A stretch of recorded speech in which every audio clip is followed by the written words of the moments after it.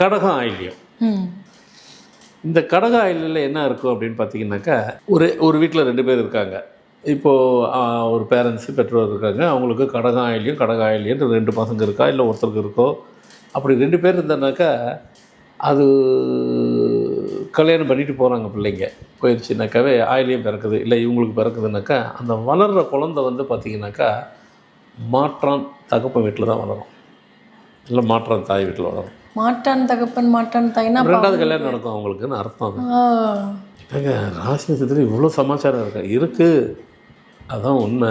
ஏன்னா இதெல்லாம் மாற்றி அமைக்க முடியாத ஒரு விஷயங்கிறப்போ இதுக்கான மாற்று வழின்னு எதுவுமே கிடையாதா சார்? இல்லை, அதுக்கு தான் நம்ம எண்கணிதத்தை நம்மக்கிட்ட இங்கே வரும்போது இதெல்லாம் நான் தெரிஞ்சு வச்சுக்கிட்டு என்ன செய்யணுமோ அதை டைட்டாக செஞ்சு விட்டுருவேன்.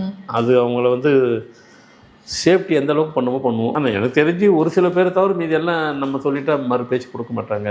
அது விஷயம் தெரியாதனால அதுக்கு ஒரு கேள்வி மேலே கேள்வி கேட்டு பண்ணிட்டேப்பா, நீங்கள் விட்டுருங்க, உங்களுக்கு நல்லது சொல்கிறேன், ரொம்ப கேட்காதீங்க, அதுக்குள்ளே நிறைய விஷயம் இருக்குது, அதை சொல்ல வைக்காதீங்க, விட்டுருங்கம்பேன்.